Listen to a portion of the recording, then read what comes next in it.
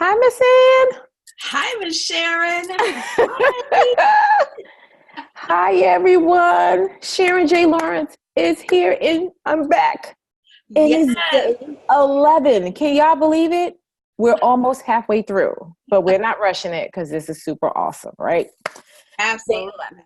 And I'm here with the amazing Miss Ann, or I say Lady Ann Dillard, licensed marriage and family therapist, and the extraordinary woman who helps mother-daughter relationships thrive.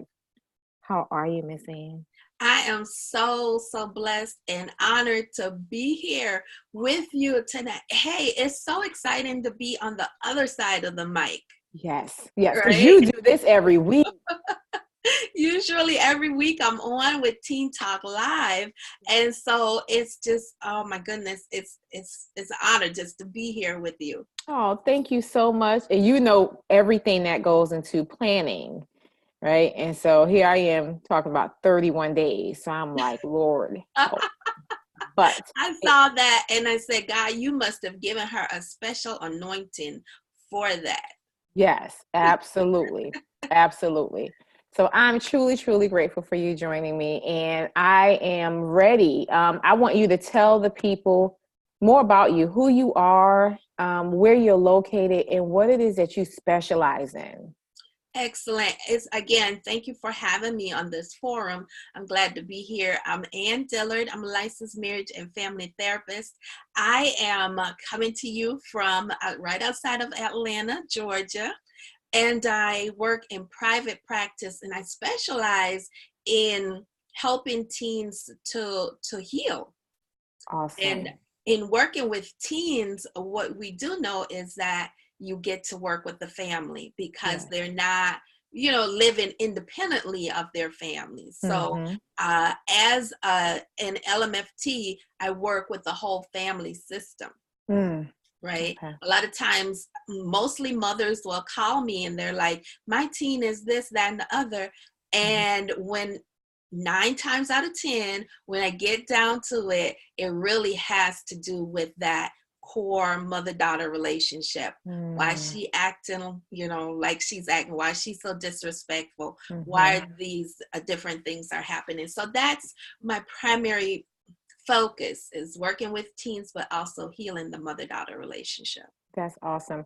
Can you tell the people how long you've actually been doing this work?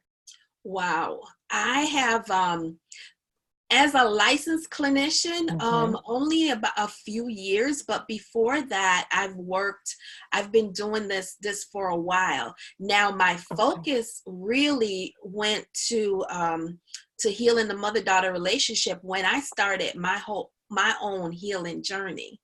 Wow. Yes, and I know that there was always that need, but last year when I was, or year before last, when I was invited to be a part of this anthology, Unchain My Legacy, Yes. with visionary author Audra R. Upchurch, that's when I started to dig deeper and started Mm. to really pull it all together. And so it started with being able to write this. I had to face some of my own stuff and Mm. own some of my own stuff as a Mm-hmm. mom. Mm-hmm. Right. Can you tell me, has it been difficult for you, or is it difficult? I shouldn't say for you, but for the teens and for the moms to face themselves in all of this? Because a lot of times I know there's a lot of projecting, there's a lot of blaming, or they feel like they're just misunderstood. It's really difficult, and one of the reasons why it's so difficult is because if you look at the teen and mom unit, right, Mm-hmm. um, there's that hierarchy, the Right. parental hierarchy. And Mm-hmm. so a lot of teens that I work with, not just teens, I work Okay. with 30-year-olds, 35 Mm-hmm. year olds who say, Mm-hmm. I can't say that to my mom. I can't Right. set boundaries. So the mom, that's like the untouchable Yes. Yes. figure in your life, right? Mm-hmm. Look, I can talk about my mom, but nobody else better not talk about my mom. Right, and you have that loyalty and you have Yeah. that dedication. And so when we're doing this work, a lot of times people feel guilt Mm-hmm. around peeling the layers back and looking at what is the source of your symptoms or the things that you're experiencing. So it's hard on all levels to really look at the mother-daughter relationship. Yeah, it sounds like it, because you're asking them, one, to come to grips with their own level of pain and responsibility, and they have to kind of be willing to be vulnerable. Exactly. To even tap into that area. That's always hard, because nobody wants to deal with themselves. It's easier to deal with the other person. Exactly. And the thing about when we're looking at the mother-daughter relationship is a lot of times it's hard for the mother to hold both realities. That yes, I've been a good mother, and I've also caused some hurt to my daughter. And so to hold both those truths is very difficult. So if in a lot of cases, if you address your mom about something that you really want to talk about, her stance will be, but I did this for you, and I did this, and I sacrificed this, and I did this, and I made sure this, that, and the other. And it comes off as, if not done properly, it's interpreted as, I'm saying that you were a bad mom. And really and truly, we're not saying that you were a bad mom, but in a lot of cases, daughters need that validation and that acknowledgement that, yes, I was a good mom, and I made some big mistakes too. I want you to go further into that, because I have encountered a lot of scenarios of women who have been abused. Yes. Where their parents knew, or mom in particularly knew, but wanted to pretend it never happened.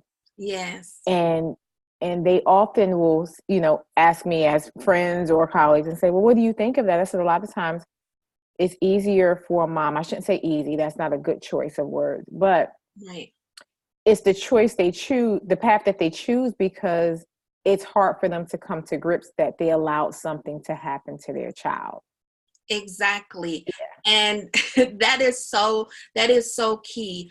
And also, a lot of times what we find moms who are dealing with their own unresolved trauma.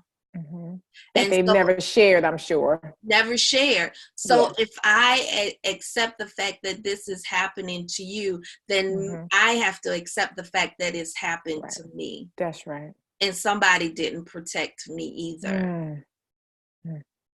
Have you had situations like that where you had to help them come to grips with that? And what does that process look like for somebody who's watching live right now? Yes, I've had situations like that. And part of the process is working. I work with the mother and the daughter separately, because first you have to really come to grips with your own pain, your own trauma, and own that before you can come together and hear from somebody else what they needed from you and you weren't able to give. So I work with both parties separately to work through and process some of their own trauma, and then bring them together so that they can hear each other's truths. And that is a very delicate process. It's a very tender time, because we pass on as mothers.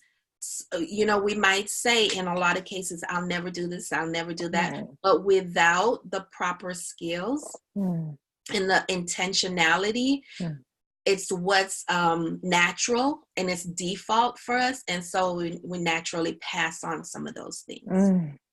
Even though say that again.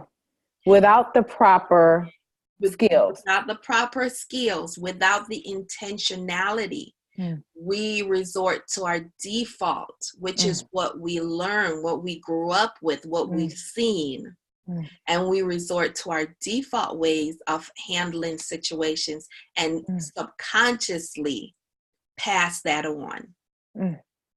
right? But Yes. there are people who I admire who have seen, they've looked at their own situations and they've said, not on my watch, Mm. and they have intentionally Mm. sought out tools, sought out mentors, Mm. sought out different avenues to make sure that they don't pass those things on. Mm-hmm. There's this one quote that says, we repeat what we don't heal.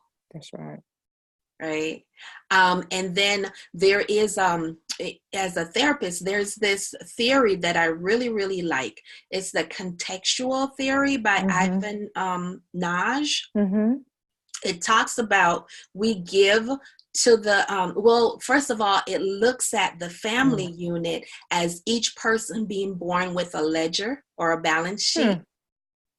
Right. And so on that, and being born with a ledger or balance sheet, what it says is we give what has been given to us to balance out our own ledgers, but subsequently we take what has been taken away from us as well.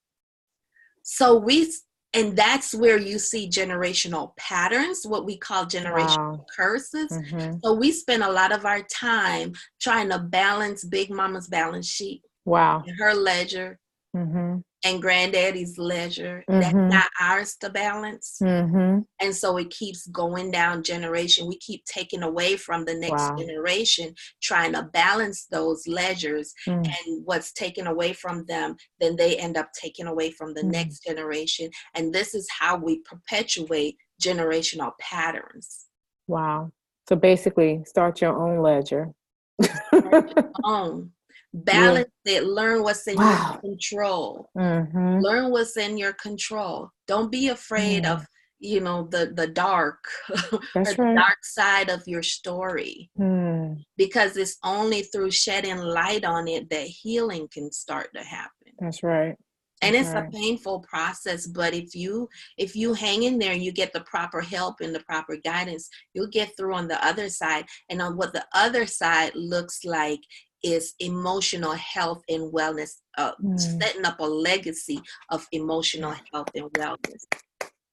Right? Oh, I had to clap because that legacy is so key. I talk about that all the time. Yes.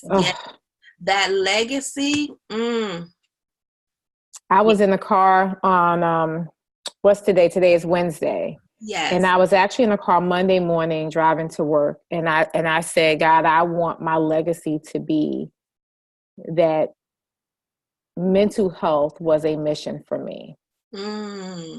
That if they knew nothing about me, family, friends, colleagues, I want them to always know that mental health is very important for me. Isn't that something? Yeah. And if your family picked that up and carried on, that lives longer than you will. That's right. That if Sharon prioritizes it and it was important to her, maybe she was onto something. Yes. Maybe what they're saying, they're onto something. Legacy is key. Yes, it is so important. So important, because you know what? We're going to leave a legacy. Bottom line, we're going to leave a legacy. But what I'm saying is, let's be intentional. Yes. Let's be purposeful in creating the type of legacy that we want to leave.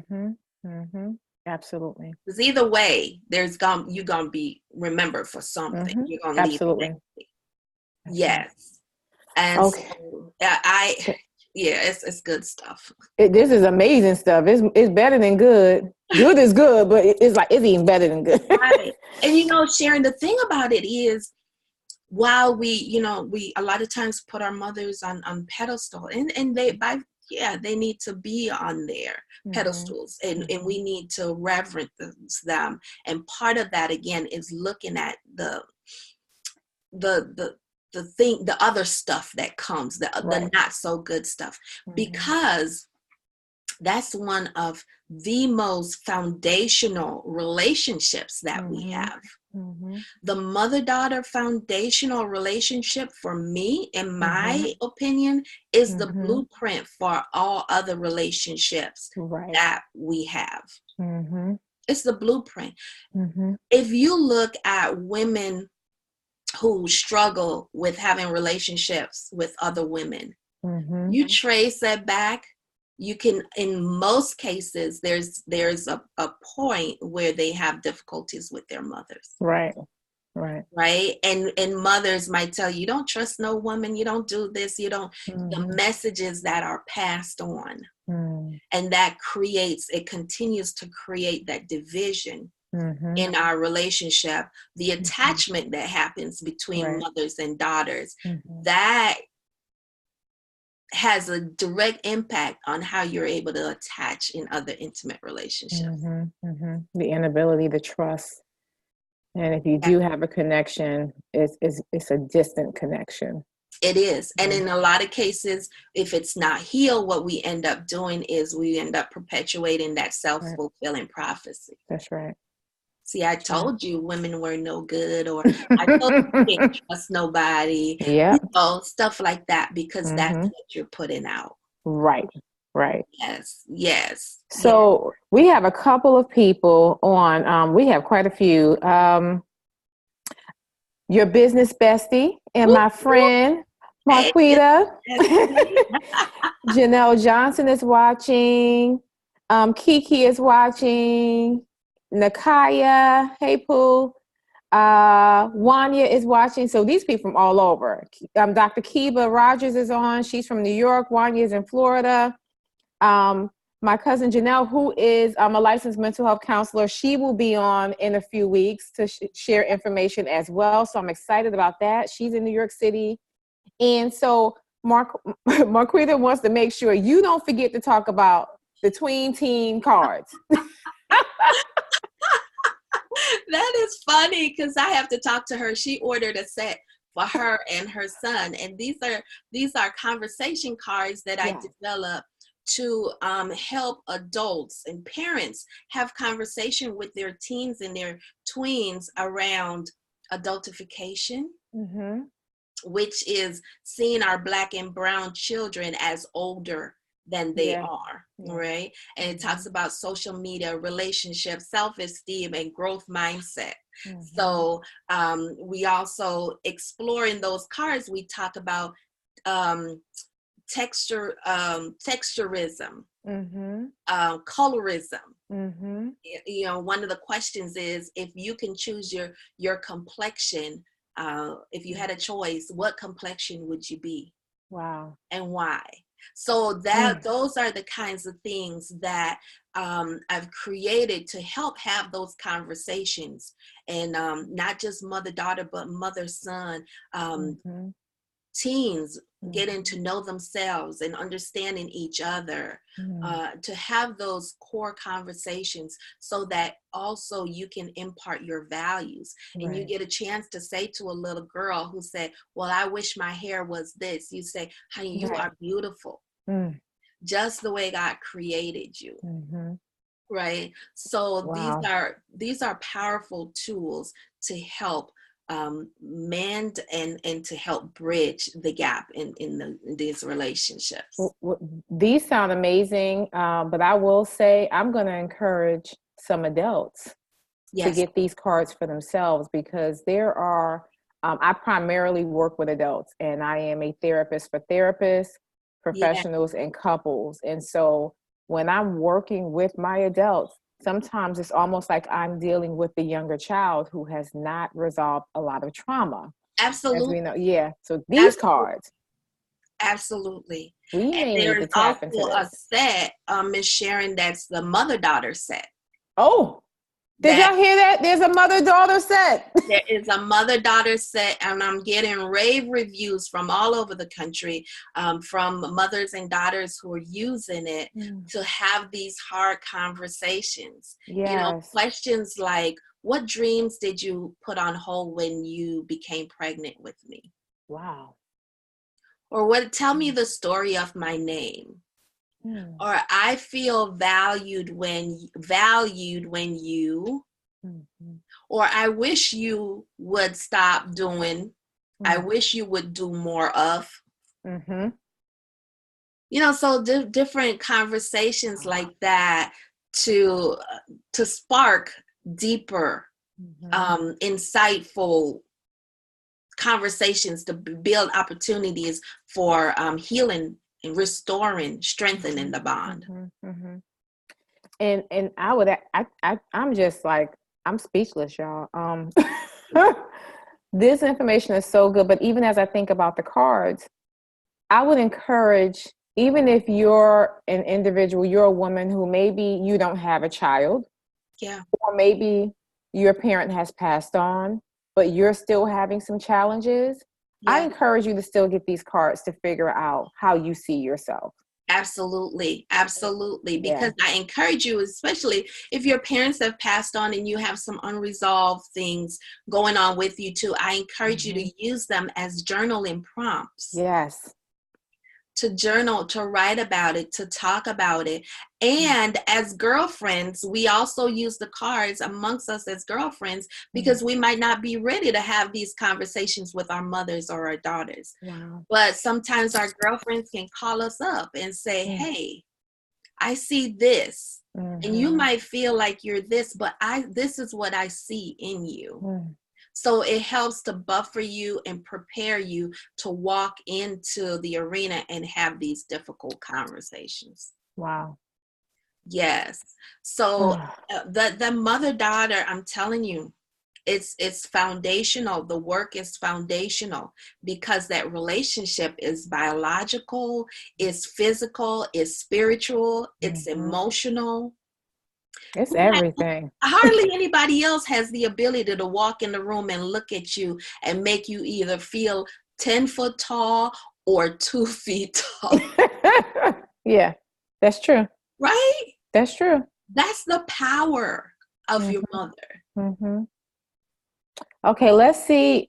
Do you all have any questions? Y'all need to get on this quickly, because y'all know it's only 30 minutes. But we are bringing such deep information. Marquita said, a mother relationship is foundational for all relationships. Thank you for sharing the gems.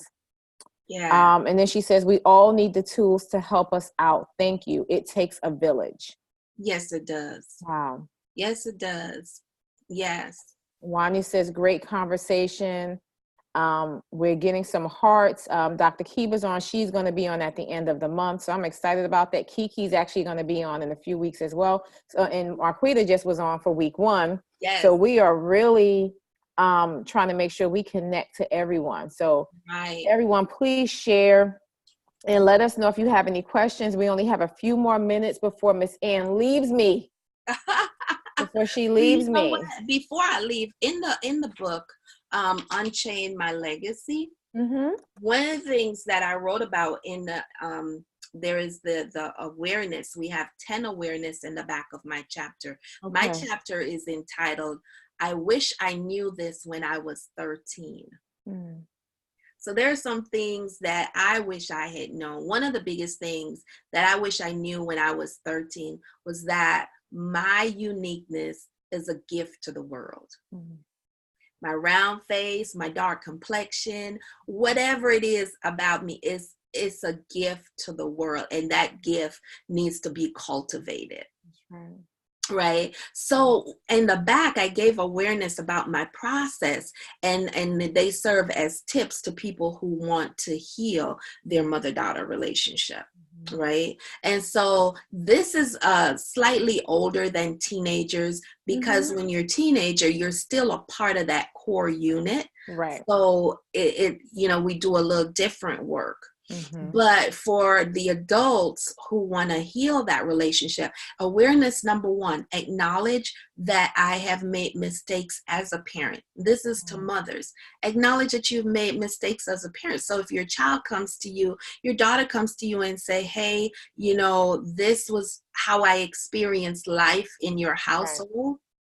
Know that you've made some mistakes. You haven't been perfect, but it doesn't make you a bad person. Right. So acknowledge that. Number 2, own my stuff without deflecting or blaming. Wow. So owning that, instead of saying, well, you know, your granddaddy and your grandmama, that was passed on to me, and I couldn't be the mother that I wanted to be because your daddy wasn't there, and own your stuff. I'm so sorry that was your experience on my watch. That's right. That's a part of owning and validating, right? Not saying that's not how it went. That 20 people could be in that same house, have the same experience, and experience it differently. That's right. They can experience the same event differently, right? And number 3 said, committing to the unchaining process, no matter how long it takes or how difficult it may be. Because as a mother, you might be ready to heal some of those things. You're not your kids, but your daughters may not be ready. That's right. So, read one more, Miss Ann, because I need them to get the book. I don't want you to give all the goods away. No, I have 10 of them, and they're going to have to buy the book. That's right. Buy the book. Yes. Buy the book. I said, buy it. Yes. So here's number 6. Okay. Sometimes the things that I am trying to avoid manifest in different ways if they are not addressed. So learning those and having those awarenesses is really key to unchaining your relationship. So to sum this up, everyone, Miss Ann says, what you don't address, you cannot heal, and it is bound to repeat itself if you are not intentional about addressing your trauma. She also said, what you try to avoid will not go away. It will manifest itself in some other way, shape, or form, and it will keep haunting you until you choose to address it. That's right. And what I will say is, heal yourself. Do the work. And do it afraid.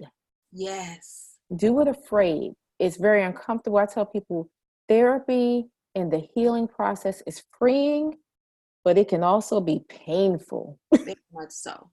But in the end, yes, but it's worth it. It is. It's worth it. It really is. Okay, Miss Ann. So we're at the end. And what I need you to do is tell people what is coming up next for you and how they can find you on social media. Wow. So coming up the beginning of the year, I'm going to have the Mother-Daughter Challenge. So it's a 31-day challenge that's coming up. Look for that. I also have the Mother-Daughter cards, the Teen Tween talk cards and board game. So look for that. I did the foreword for one of Audra's last books. It's called Unchain Me, Mama, The Forgiveness Process. Wow. So the forgiveness factor. So that's coming up. Or that's out. You can get that also and read those stories, those mother-daughter stories and the forgiveness factor. Okay. And tune in on Monday nights for Teen Talk Live. And you can find me on social media at Ann Dillard .lmft for Instagram, Ann Dillard LMFT on different handles, Ann Dillard on Facebook. All right. I am writing that all in there. Yes. You may have to go in and check it to make sure I didn't miss anything. Okay, no problem. I think you got it. Miss Ann, thank you so much for joining me tonight and helping me on this 31-day journey. I truly appreciate you. Thank you for having me. And this has been a pleasure. And I know that what you are sharing is healing lives, and we need that. So thank you for your vision. Thank you. And as I did before, I'm got to bow down to Miss Ann, y'all. She is amazing. Oh, before you go, please tell them about Project Safety Net. Project Safety Net, yes, that's my baby. And we are planning our 13th missions trip to Senegal, West Africa. And that's going to be on March 13th through the 27th. Okay. So we're looking for donations to run our girls' conference. We have a girls' conference every year. We deliver hygiene kits to help girls manage their cycles so they can go to school and get educated. So check us out at www.projectsafetynets.org. And if you need more information about that, I'm going to be sharing and conducting our fundraiser. So we need your support. We need used eyeglasses. We need a whole bunch of stuff to help make a difference. Okay. www.projectsafetynets.com. Org. Okay. Glad I asked. Okay. Got it. All right. I think we have covered it all. Yes, we have. The amazing Miss Lady Ann Dillard, licensed marriage and family therapist. Thank you again. Thank you for having me. You're welcome. Miss Lady Sharon J. Lawrence. Yeah. The one and only. Thank you.